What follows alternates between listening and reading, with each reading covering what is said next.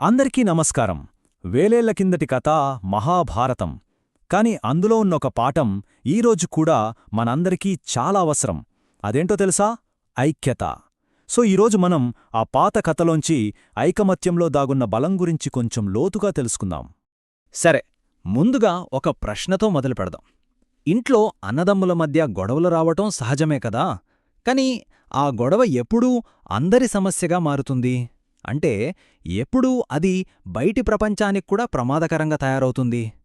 మన ఈరోజు కథ మొత్తం ఈ యొక్క పాయింట్ చుట్టూనే తిరుగుతుంది. ఓకే, మన కథ ఎక్కడ మొదలవుతుందంటే మహాభారతంలో. ఒకే రక్తం, ఒకే కుటుంబం, కానీ రెండుగా చీలిపోయారు. అన్నదమ్ములే శత్రువులయ్యారు. ఈ చీలికే చివరికి ఒక భయంకరమైన యుద్ధానికి ఎలా దారితీసిందో ఇప్పుడు చూద్దాం. ఇక్కడ రెండు వర్గాలున్నాయి. ఒకవైపు పాండవులు, 5గురు అన్నదమ్ములు, అన్యాయంగా అడవులు పాలయ్యారు. మరోవైపు కౌరవులు, 100 మంది దాయాదులు, కుట్రలతో రాజ్యాన్ని చేజిక్కించుకుని అధికారంలో ఉన్నారు. ఇక వాళ్ల మధ్య పగ అగ్నిలా రగులుతోంది.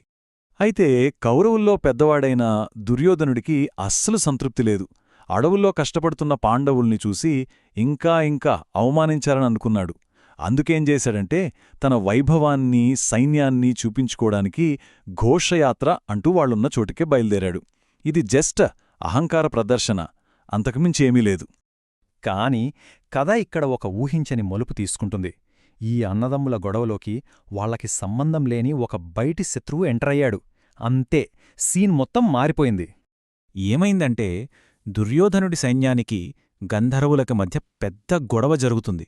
అందులో కౌరవ సైన్యం చిత్తుచిత్తుగా ఓడిపోతోంది. ఎంత అహంకారంతో వెళ్లాడో అదే దుర్యోధనుణ్ణి గంధర్వులు పట్టుకుని ఒక రథానికి కట్టేస్తారు. మొత్తం గర్వం మట్టిలో గలిసిపోయింది. ఈ విషయం పాండవులకి తెలిసింది. తెలిసిన వెంటనే భీముడికి ఎంత కోపం వచ్చిందంటే, అస్సలు మనమెందుకు వెళ్ళాలి? మన పనిని గంధర్వులే పూర్తి చేశారు. మనల్ని అన్ని కష్టాలు పెట్టిన శత్రువుకి మనం సహాయం చేయడమా అని అంటాడు. నిజమే కదా, అతని కోపంలో కూడా ఒక న్యాయముంది. కాని పాండవుల్లో పెద్దవాడైన ధర్మరాజు మాత్రం భీముడిలాగా ఆలోచించలేదు. ఆయన ఆలోచన వేరు.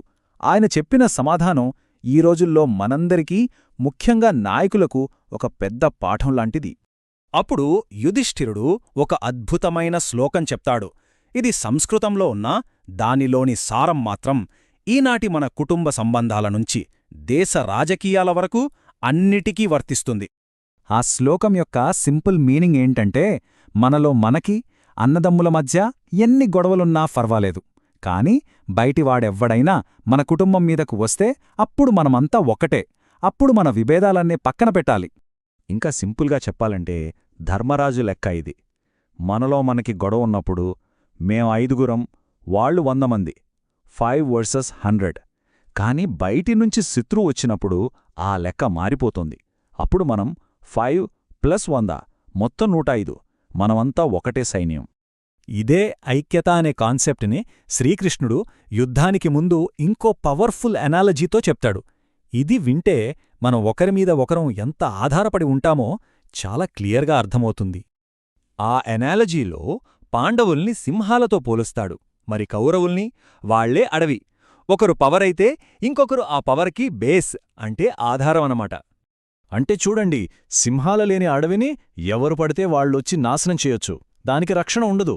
అదే టైంలో అడవే లేకపోతే సింహాలకి నిలబడటానికి చోటుండదు, వాటికి పవర్ ఉండదు. రెండూ కలిస్తేనే ఆ సామ్రాజ్యం బలంగా, సేఫ్గా ఉంటుంది. విడిపోతే ఇద్దరికీ నష్టమే. సరే, ఈ పాత కథంతా బానే ఉంది. కాని దీని నుండి ఈరోజు మనం నేర్చుకోవాల్సిందేంటి? ఎందుకంటే ఈ సూత్రం కేవలం ఒక కుటుంబానికే కాదు, అంతకంటే చాలా పెద్దది. ఈ ఐక్యత అనేది ఒక దానిమీదొకటి కట్టిన బిల్డింగ్ లాంటిది. మొదటి లెవెల్ కుటుంబంలో ఐక్యత. అది బలంగా ఉంటే దానిపైన ప్రాంతీయ సహకారం, అంటే మన పక్క రాష్ట్రాలతో తమిళ, కన్నడ, తెలుగు మనందరం కలిసి ఉండటం. అది కూడా బలంగా ఉంటే ఫైనల్గా దేశ సమగ్రత అనే టాప్ ఫ్లోర్ నిలబడుతుంది. బేస్మెంట్ వీక్ అయితే మొత్తం బిల్డింగ్ కూలిపోతుంది. అంతే సింపుల్. మనం ఏం చేయాలి? ఫస్ట్ మనలో మనకి సమస్యలున్నాయని ఒప్పుకోవాలి. వాటిని మనలో మనమే మాట్లాడుకుని పరిష్కరించుకోవాలి. కాని బయట ప్రపంచం ముందు మాత్రం మనం ఒక్కటే అని నిలబడాలి. ఎందుకంటే వ్యక్తిగత గొడవల కన్నా అందరి మంచే ముఖ్యం. ఇది కుటుంబానికైనా దేశానికైనా ఎక్కడికైనా ఇదే రూల్. సింపుల్గా చెప్పాలంటే మన అంతర్గత ఐక్యతే మన బయటి బలానికి పునాది. లోపల బలంగా లేకపోతే బయట నిలబడలేం. సరే, ముగించే ముందు ఒక్క ప్రశ్న.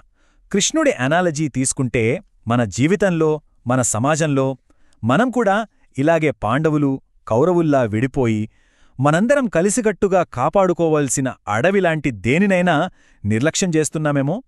ఒక్కసారి మనల్ని మనం ప్రశ్నించుకుందాం.